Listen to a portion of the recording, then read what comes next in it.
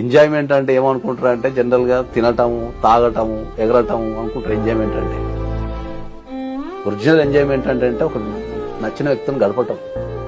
ఇప్పుడు నీకు ఒక బాగా నచ్చిన వ్యక్తులు అనుకోండి, మరి ఎప్పుడెప్పుడు మాట్లాడదామా, ఎప్పుడెప్పుడు వస్తారా, ఎప్పుడెప్పుడు వండుకుందామా, ఎప్పుడెప్పుడు తిందామని ఉంటుంది మనకి. మరి వస్తే బాగుండు కదా అనిపిస్తుంటది, వెయిట్ చేస్తుంటాము, ఆ ఆపర్చునిటీ కోసం వెయిట్ చేస్తుంటాము. వాళ్ళు వచ్చినప్పుడు ఆనందం అనిపిస్తుంది, బాడీలో ఒక పాజిటివ్నెస్ వస్తుంది, మంచిగా ముచ్చ పెట్టుకుంటారు. నచ్చిన వ్యక్తులు ఫ్రెండ్స్ ఉంటారు అనుకుంటాం, ఫ్రెండ్స్ ఎవరు జనరల్ గా.